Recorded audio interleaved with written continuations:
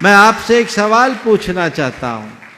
आपके सामने दो व्यक्ति, एक व्यक्ति के पास अपार पैसा है पर महाकंजूस है, और एक व्यक्ति जिसके पास अपेक्षाकृत पैसा कम है पर बड़ा उदार दिल है। किसे ज़्यादा पसंद करोगे? उदार दिल को गुरुदेव। स्टेटस किसका ज़्यादा माना जाएगा? उदार दिल का ही माना जाएगा। तो जब अपना स्टेटस ही बनाना चाहते हो तो उदार बनो, दानी बनो, तो सब में तुम्हारा सम्मान होगा। मैं एक ऐसे व्यक्ति को जानता हूं जो एक बड़ी कंपनी में मैनेजर का काम करता था, और उस जमाने में उसकी करीब 15,000 रुपये तनख्वाह थी। कंपनी अरबपति परिवार की, लेकिन वो व्यक्ति साल में उस जमाने में 15-20 लाख रुपया दान दे देता था। आप कहोगे 15,000 रुपया महीना कमाने वाला 15-20 लाख दान कैसे दे देता? बोले कुछ नहीं, उसके पास जो जमा पूंजी थी उससे अनाज खरीदता था, और जो सीड वो खरीदता उसका दाम बढ़ता, और उसका नियम था कि मैं जितना कमाऊंगा उसका आधा दान करूंगा। नतीजा उससे ज़्यादा प्रतिष्ठा जिस कंपनी में काम करता था उससे बड़ी प्रतिष्ठा उस व्यक्ति की थी। इसलिए नहीं कि उसके पास पैसा है, केवल इसलिए कि उसके पास उदार हृदय है। जी गुरुदेव। इसलिए मैं ऐसा कहता हूँ कि पैसे वाले को लोग पहचानते हैं पर उदार हृदय को लोग चाहते हैं। रिपीट करता हूँ, पैसे वाले को लोग पहचानते हैं पर उदार हृदय व्यक्ति को लोग चाहते हैं। आपको तय करना है लोग मुझे पहचाने या चाहे। क्या चाहते हो? लोग चाहे गुरुदेव। तो लोग चाहे तो वो करो जो लोग चाहते हैं।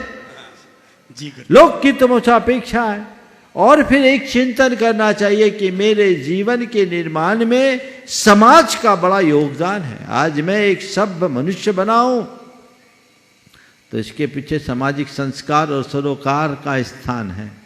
यदि वो मुझे नहीं मिले होते तो लुच्चा लफंगा आवारा अपराधी मवाली बनकर घूमता रहता।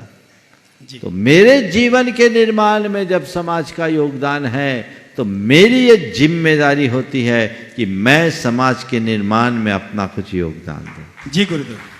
आपने सवाल किया कि अपनी आय का न्यूनतम कितना दान करें। गुरुदेव, हमारे यहाँ 3 तरह के दातार बताए, और हर व्यक्ति को दान करने के लिए उत्साहित रहना चाहिए।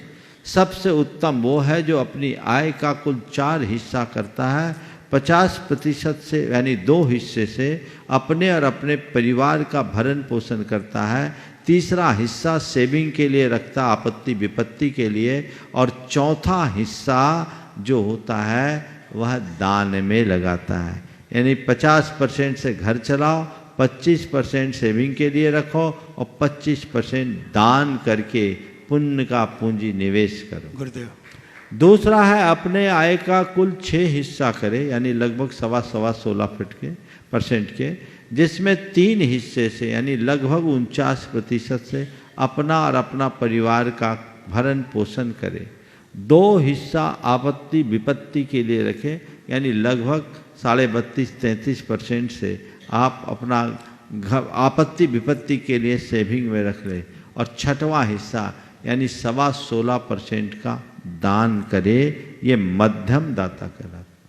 और जघन्य दाता वह है जो अपने आय के 10 हिस्से करे, 6 हिस्से से घर चलाए यानी 60% घर खर्च में करे, और 3 हिस्सा यानी 30% आपत्ति विपत्ति के लिए सेविंग में डाले, और 10वां हिस्सा यानी 10% का दान करे। अपनी आय का 10वांश तो दान देना ही चाहिए। तुम्हारे 1 रुपये की कमाई है तो तुम्हें 90 पैसे ही खर्च करने के अधिकार हैं। अभी जो सवाल किया ना, सच्ची से ज़्यादा खर्च नहीं करना, 90%।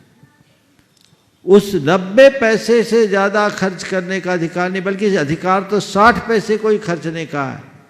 30 पैसा बचा के रखो, कभी आपत्ति विपत्ति के लिए किसी के मोहताज ना होना पड़े, और कर्ज लेकर ना खर्च करो ना कर्ज लेके दान करो। ये सोच यदि विकसित होती है तो वह जीवन की उन्नति का बहुत बड़ा आधार बनती है। ऐसी ही सोच बनाकर सभी को चलना चाहिए। आपने बहुत ही प्रासंगिक सवाल किया है। यदि ये संदेश लोग आत्मसात करें तो उनके जीवन का सुनिश्चित निर्माण होगा, हम अपने जीवन के मूलभूत साध्य को पाने में समर्थ। दान